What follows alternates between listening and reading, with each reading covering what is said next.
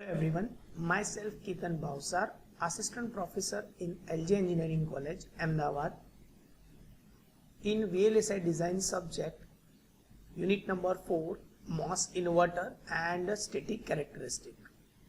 So now today's topic is introduction about MOSFET inverter or MOS inverter. So before starting the chapter number 4, make sure that you should know chapter number 3 very well about the MOSFET, because all the mathematical calculation in terms of the drain current, channel length, channel modulation technique, channel width, threshold voltages, MOSFET capacitance, and also about scaling factor, it play a main role in chapter number 4. So make sure that if you don't know chapter number 3 very well, then definitely you can not work very well on chapter number 4. So chapter number 4, it's basically the base of chapter number 3. So before starting the introduction about the MOSFET inverter, I just give you a basic introduction about chapter number 3, that we learn about the MOSFET and MOSFET structure in chapter number 3 starting. After studying the MOSFET structure, we also study the different types of MOSFET characteristics. Also, we study the different types of MOSFET about like what exactly the threshold voltage is, current and voltage calculations, like as external voltage is. Now what exactly the external voltage, we study the different types of effect like accumulation, depletion and surface inversion. In terms of cutoff, linear and saturation region, we study the drain current equations, and also we study what exactly the effect produced on the surface when we apply the external voltages in terms of VGS, and if VGS is greater than VTO, also it is greater than a specific VGS value. If it is less than VTO, then what exactly the channel effect will be produced inside the MOSFET that we study in this particular chapter. So it play a main role as external voltages when we applied on MOSFET. Then threshold voltage calculation in terms of basically we considering the gate, drain and source terminal. But as I already told you, there are the main 4 terminals that we have, but ideally we considering the B is equal to 0, means substrate is equal to 0. So we considering the 4 parameter, gate, drain, source and body. So ideally we are considering the VB is equal to 0, or basically the B is equal to 0, but also VSB does not is equal to 0 for specific region. So basically the gamma coefficient produced in terms of the threshold voltage, so gamma is equal to under root of 2q and epsilon s into mod of minus 2 phi f and plus VSB if VSB does not is equal to 0. So we calculate the threshold voltages. After that, MOSFET characteristics, and for that we study the cutoff, linear and saturation region, and also we identify the drain current equation ID for specific linear region, as I already told you, mu n cox by 2 into VGS minus VTO into VDS minus V square ds. Similarly, for the saturation region, we have mu n cox by 2 W by L 2 into VGS minus VTO whole square. So we already proved the MOSFET capacitance for the same calculation in terms of MOSFET characteristics as a cutoff, linear and saturation region. Then channel length modulation in terms of the lambda coefficient.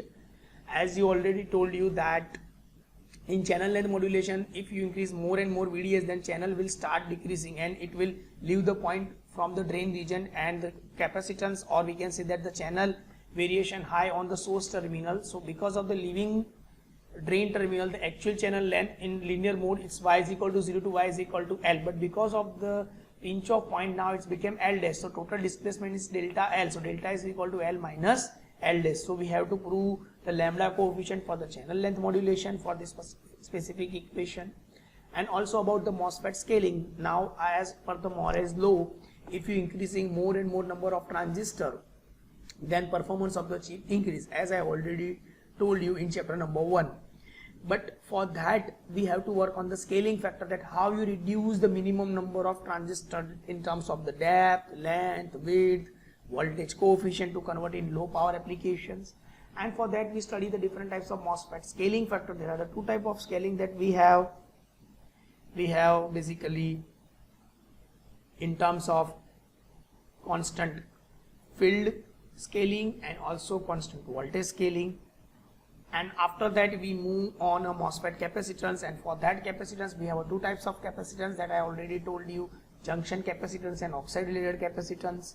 And in junction and oxide related capacitance, we have to consider what exactly the capacitance effect will produce in terms of cutoff, linear and saturation region. So it play a main role, and this equation in terms of the ID equation, gamma coefficient equation, lambda coefficient equation, it play a main role in this particular chapter. Because of this particular equation, we derive the different types of load characteristics in this particular chapter. So now we start with this particular chapter in terms of the introduction point of view. Now starting with the introduction, what is introduction? Now this figure is already it's about the inverter, because what exactly the inverter is. In digital electronics, the inverter is basically allow a 1 from 0 to 1, means you have to invert the value from 1 to 0 to 1 in terms of digital point of view, or in terms of the analog point of view we have to convert from 5 volt to 0 or 0 volt to 5. So we use an inverter circuit.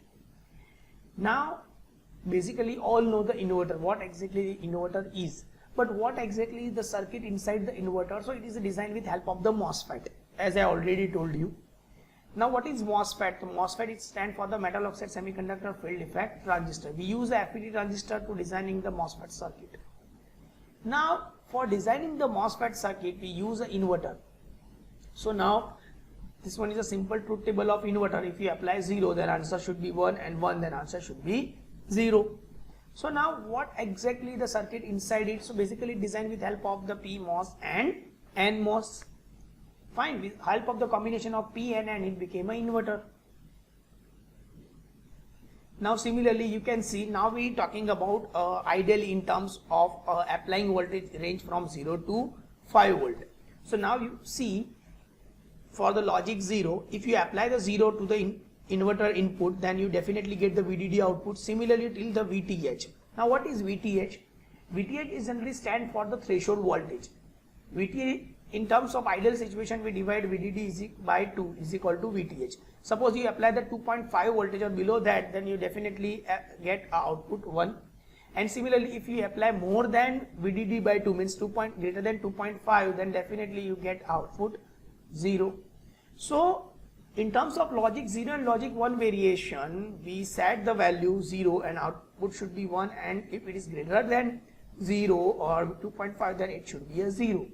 So we get such type of output variation on input side, but here we represent in terms of the x and y coordinate, that what exactly the effect produced in terms of a voltage variation. Because this one is the ideal condition that you applied 0 and 1. But suppose you have a 4 different situation in terms of a 0, intermediate low, intermediate high, and output finally high. So output low, output high, intermediate low, intermediate high. So these 4 characteristics or these 4 types of the different input variation we have to study in this particular chapter. So make sure that this chapter is play a main role when you study any type of data sheets or any characteristic about the MOSFET. So it play a main role that I already told you. So this one is a simple diagram of inverter.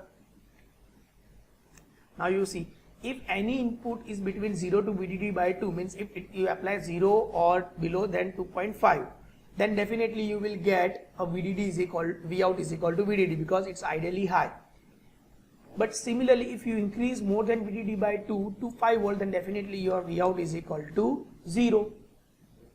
See, the terms is that your value should be range is greater than VDD by 2, means if you apply more than 2.5, then definitely you will get Vout is equal to 0 for this particular situation and this particular region. Now for the N channel resistive load, suppose you have an N channel resistive load, then what exactly the effect will produce over here? You can see we are considering here, instead of the NMOS we are considering a PMOS, we are considering here load. So VDD is connected with the load, here is the output Vout. Then you can see here it's an N channel or N MOSFET. Input gate terminal, its Vin is equal to VGS. Here source, drain and gate terminal, and here is the body terminal, and capacitor Cout is connected with a Vout, and Vout is equal to VDS, as I already told you. Now you can see we have connected the region like this. Now Vin is equal to VGS, that I already told you. Vout is equal to VDS, VSB is equal to 0. So load is connected between power supply VDD and the drain terminal of NMOS transistor. Is called a driver. So as you can see, this one is basically the VTC. It's a voltage transfer characteristic. It's play a main role when we're talking about the N channel, P channel characteristics. As you can see in terms of the normal X and Y coordinate that I already told you. For this particular diagram, we have only considering the two situations 0 and 1 and the VTH, it's VDD by 2. But if you have a variation of bits or input side like VOL, VOH, VIL, VIH and VTH, it's an ideal threshold voltage is VDH. Its VIL means in terms of the range from 0 to 5 volt, 0 and 2.5 is equal to VTH and 0 is equal to VOL, but you apply 1.25, so it's considered as a VIN. Similarly, if you're considering the range from 2.5 to 5, so 3.5 we can consider it's a VIH. So what exactly the effect produced in the MOSFET side if you apply 1.25 voltages? What exactly the effect produced when you apply 3.5 voltages, that we have to study in the detail in this particular chapter. So because of that region and because of this characteristic, we identify what exactly the operating voltage of the MOSFET, what exactly the intermediate voltage of the MOSFET, and what exactly the threshold voltage of this particular MOSFET. So we can easily study in the depth in this particular chapter. So as you can see, for the logic 0, we have Vout divided by Vin is equal to -1, Vout is equal to Vin for this particular region in terms of VTH.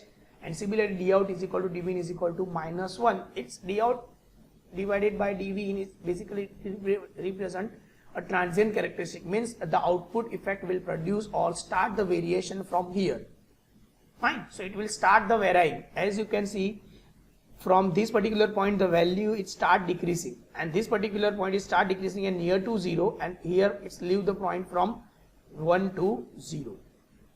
So we can study the VTC characteristic in detail in this particular chapter. So I hope you are getting the idea that which type of the VTC and different types of characteristics produced when you apply the voltages on input terminal.